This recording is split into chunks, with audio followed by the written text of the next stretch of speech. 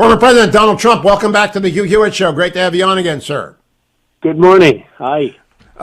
You're always the best interview in America because you always make news. So I want to start with a national security question.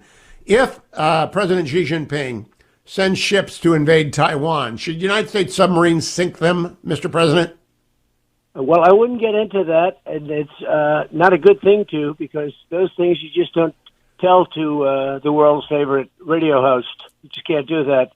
And you have to keep some things to yourself in terms of strategy, because we're working hard and we think we're doing really well, and we could get back there very soon. So I don't think you want to be broadcasting that. I can tell you this. Ukraine and Russia would have never happened if I was there. And Taiwan, which is a possibility, a strong possibility, would never, ever have happened if I were there. All right, let's go to Ukraine. They want F-16s from the United States. Should the United States send F-16s to Ukraine? I think the United States should negotiate peace between these two countries, and I don't think they should be sending very much. They should be negotiating peace.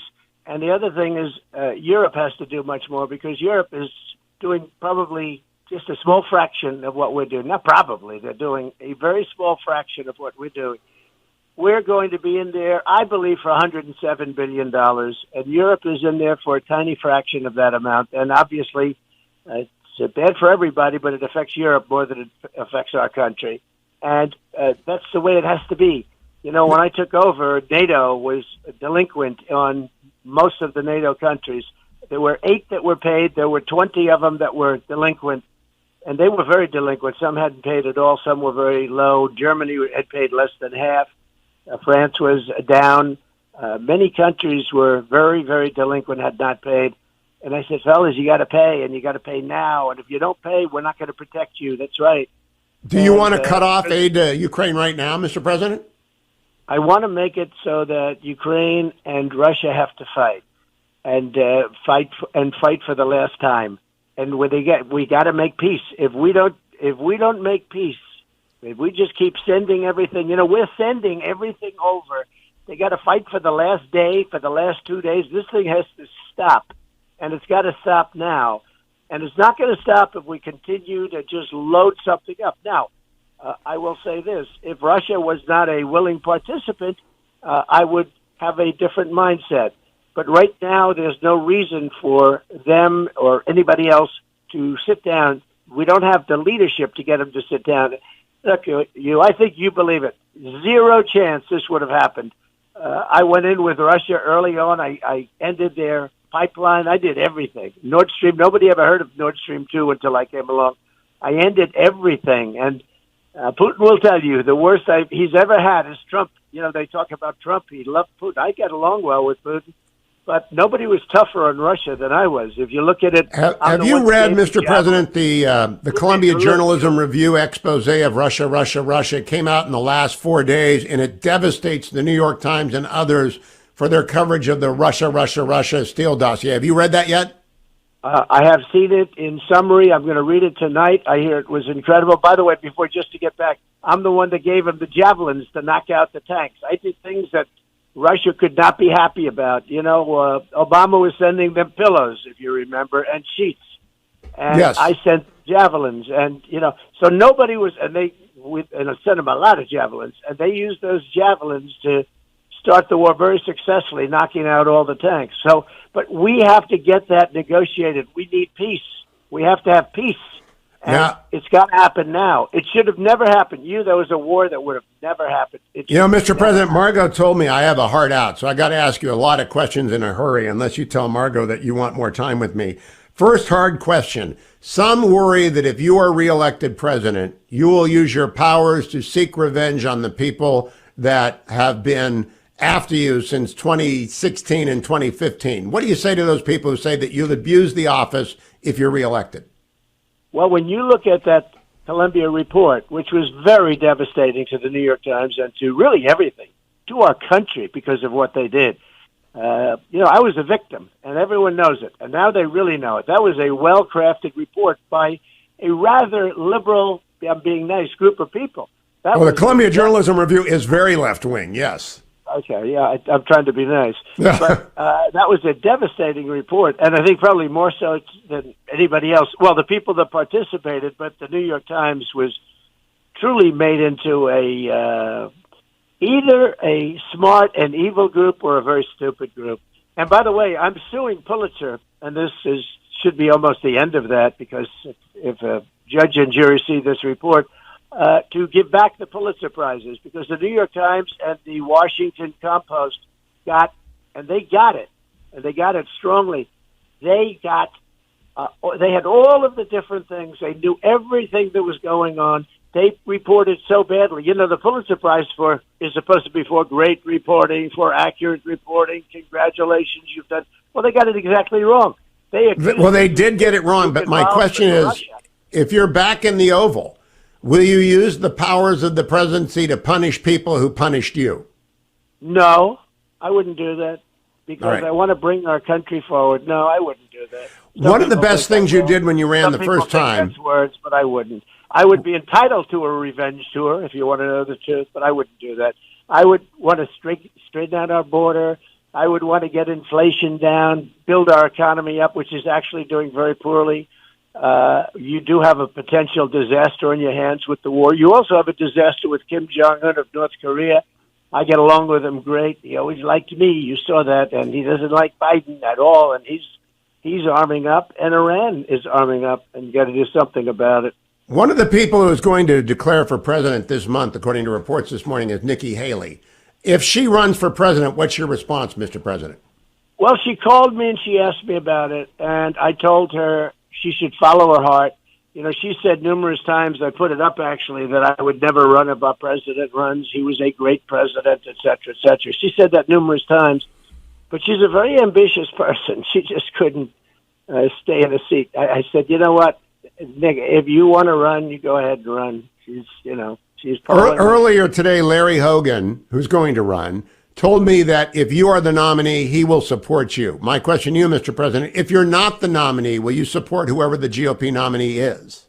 It would depend. I would give you the same answer I gave in 2016 during the debate. The first question I was asked by Brett Baer. I was asked two rather interesting questions. It would have to depend on who the nominee was. Are you still mad at me for the triad question, by the way? No, but it was the only question that I answered, not terribly, but I didn't answer it. I think I had a good excuse. I was just in the game, and you asked me about the triad, the nuclear triad. I think it's fine. I just want to know if you're going to do a lot of debates this time. But I did say you've always got a trick up your sleeve. But no, I wasn't upset about that at all. I think I gave a half-assed answer. Well, I do have a trick up my sleeve. You named the Supreme Court list before you got elected. Are you going to do that again? And will you tell us who your Attorney General, your Secretary of Defense, and your Secretary of State will be before you get elected if you're nominated again? Well, I won't tell you now, but I will do a list. I already have a list very much in mind. I was in a position where I put in 3, and that was pretty good, because some presidents have never had the opportunity to do 1. You know that. And there could be some pretty big opportunities within, after 2 years, because you look at the age factor, it just works that way. But no, I'm going to do a list, and I very well might name some of the people. We have great names that want to be with us. We have great support, tremendous names. We got J.D. Vance yesterday. He endorsed. We have, on this show. On this show, he endorsed. Yes. Now, let me close before Margot calls up by asking you about Governor Youngkin, Governor Abbott, Governor DeSantis. You got like 8 people who might run. Will they all get a nickname? I know Pompeo's nickname is My Mike, but will they all get a nickname if Mike Pompeo runs or Youngkin runs or Abbott runs? Will they all get nicknames? Well, first of all, that's not Pompeo's nickname. I believe it's not it. I thought in his book he says it's My Mike. No, I don't know. I haven't seen the book yet. I haven't read it, although I heard he was generally nice. I think. Oh, very good to you. Yeah, he took a little bit more credit than he should, but that's okay with me. It's all going to the same, because we did a great job. I got along very well with Mike, but we did a great job. This country has never been run so well. This country, despite the COVID and all of the things, and all of what you read yesterday in that report. Don't forget, these guys, before I even got in, they were spying on my campaign long before I got in. This didn't just happen And if I didn't fire Comey, and if I didn't fire McCabe and Strzok and Page and all of that scum that was in there, you would have had, they were trying to do an overthrow.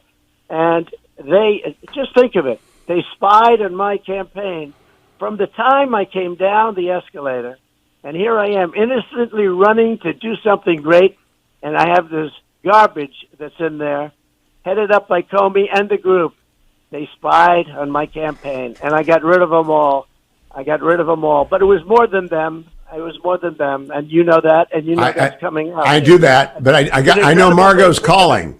So you got to tell me though. Okay, don't worry about Margot. Margot's great, but okay, then we'll go. Tell me about the nicknames for Youngkin and Abbott and Pompeo.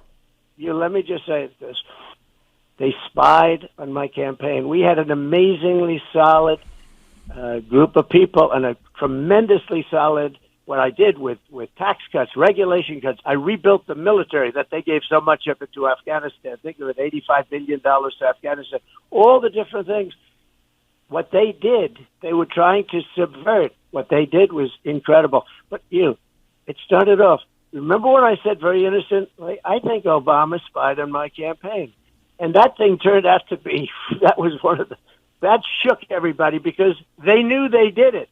And the place went wild. And I'll never forget, I get a call from, I guess you'd call them comms. This is long before I got into office. Oh, yeah, this all took place long before I got into office. But I get some call from the effectively comms person. Sir, did you say that President Obama spied on your campaign? I said, yes, I did. And I didn't know, it's a big statement, it's a hard statement to make, but I didn't know it was going to be picked up. Probably the biggest, and I've had some big Twitter at the time. Now it's Truth. And by the way, Truth Social is the hottest thing, and it's doing great. I hope all your listeners get on Truth Social because that's where it's at. Are you going back to Twitter? Are you going to do anything on Twitter? Well, here's the thing. I appreciate being put back on. I'm there. I'm sitting there with like 90 million people. By the way, I should have had 200, 250. I think I had way over 200 million when you include. I had, according to Zuckerberg, another beauty, I was number one on Facebook. He came to the White House and he said in front of a large group, "Congratulations, you're number one Facebook." Think of it. They took me down from Facebook. They took me out of Instagram. They took me off of Twitter. So I went from having maybe 250 million total to nothing. And I had to dig my way out of that because I have a lot of things to say. And I did. And I did it with a thing called a press release. You're one of the few people. You're at an age where you remember the word press release. Yep. And it was Save America press releases. And it took me about a month to say, how do I get my word out? Because so many people wanted to hear, and I did them, and they exploded. And we opened up an incredible platform, and it takes a while, and it's very expensive, called Truth. And Truth Social is the hottest thing there is. It's been unbelievable. And, I got the word out. So I can go back to Twitter whenever I want. And, I have some ideas planned, but, it's just not necessary. Truth is so hot, and I'll always have truth. All right, so I want to go back to the nicknames because people want to know, what's Nikki Haley going to be? What's Greg Abbott going to be? Is Glenn Youngkin going to get a nickname? Well, people said I gave Youngkin a little bit of a nickname. You know what disappoints me about Youngkin? He ran, nice guy. I endorsed him, which helped him greatly. But then he ran, and he was not doing very well. But he was inching up, and he ran against a sleazebag, who I knew very well, Terry. I've known very well. But Terry's a sleazebag. Everybody that knows him would know that. I'm sure he'd be thrilled to hear it.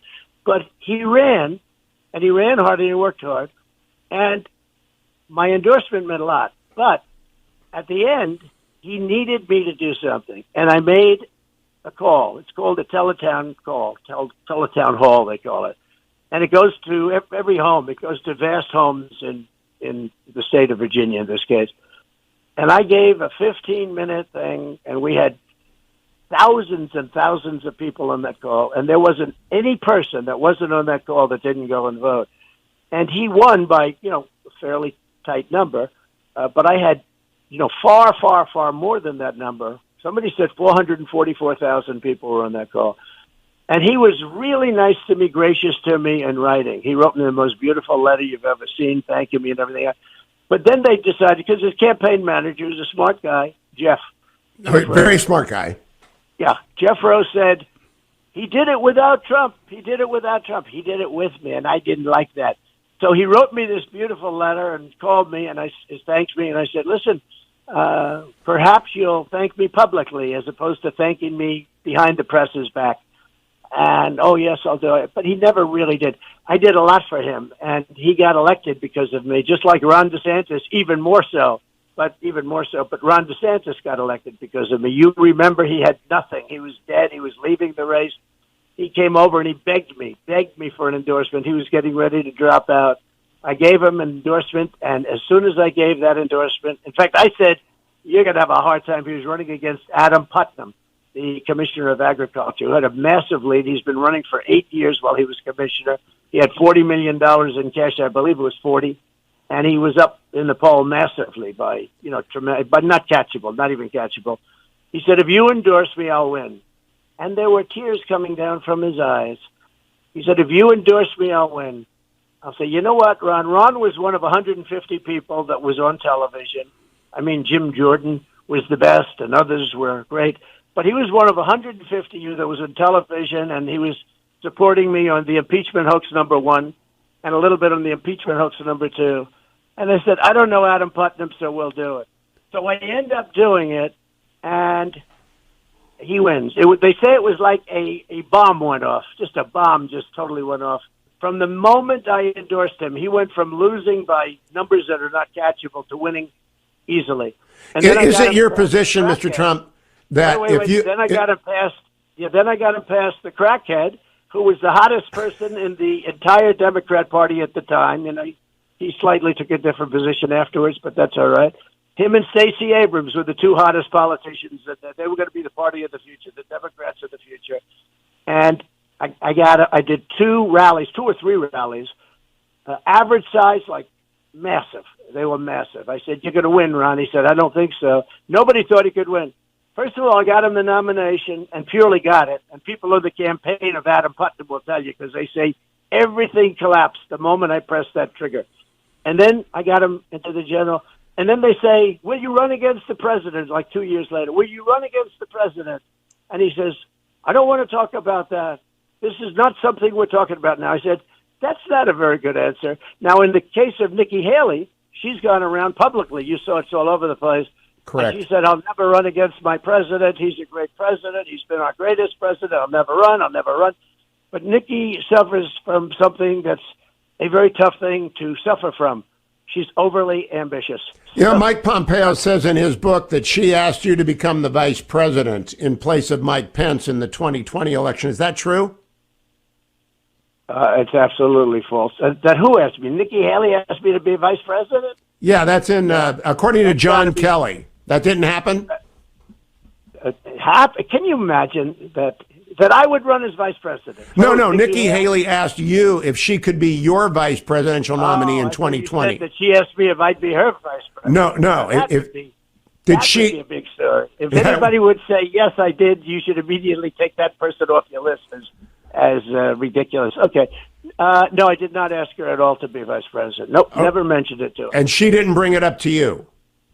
I don't want to say that. I'm not going to embarrass her, but I have never asked her to be vice president. So, Mr. President, a lot of people would like to be. No. I think a lot of the people running. Look, I'm way ahead in the polls. Ron DeSantis is way behind me. Every once in a while, Fox will put up a phony poll, because Fox is not Fox of old. That I can tell you. I'm sure you know that too. But Fox will put up a fake poll. But I'm way ahead in New Hampshire. I'm way ahead in South Carolina. I'm way ahead in Iowa, and I'm way ahead in the country. Are you looking forward to the debates, the Republican debates? I always look forward to the debates. Debates will be good. I guess I'm talking to you because of debates. If the debates weren't good for me, I wouldn't have been there. I tell people you will do every debate. You skipped one debate in 2016. It was a Fox debate, and then you came back. But you're not going to skip any of them this time? Well, I have to see. I mean, no, I skipped the Fox debate. You know why? Because they were not treating me fairly. Yes. And I said, listen, you're getting all your ratings because of me. I'm the one, those debates were very highly rated. When I skipped, it was nobody watched, okay? And I said, you're getting all your ratings by me. You got to treat me better. And I said it loud and clear to Roger Ailes, who I really liked. He He was good, but he was a player. He was a wise guy, no question about it. And I did very well in the debates. I mean, I mean, supposedly legendarily well. Nobody wants to write that. So I got to wrap this up, or your team's never going to talk to me again. I want to know about if you have the position, if you've done someone well, if you've helped Youngkin or DeSantis or Nikki Haley or Mike Pompeo, is it your position they should not run against you if you've helped them? Yeah, I would say that, but I know how life works, and I know how politics works. And politics is the microcosm, but even more vicious of life. So, I've helped all those people. I took Mike out of nothing, and, I'm surprised because Mike said, I believe the same thing. I believe he always said he'd never run against the president. And, time goes by, and then they want to run because they're ambitious people. But, they're polling very poorly. But I heard Mike said some very good things in the book. Look, we did a great job. We did a great job. That was an amazing job. You wouldn't be in Ukraine, and you would have never been in Taiwan. And Putin knew that better than anybody. Nobody was tougher in Russia than me, but I did it with a smile. I got along with Putin. He used to say, they say you're easy on Russia. You're the worst that we've ever had. I stopped his Nord Stream 2 pipeline. Biden comes along and gives him the Nord Stream 2 that was totally dead. Yeah. And he gives it, and then they say, and that's the biggest thing they've ever done. There's never been a thing that you can. So let me close with Joe Biden and Hunter Biden. First of all, have you received a target letter from any grand jury? No. Okay.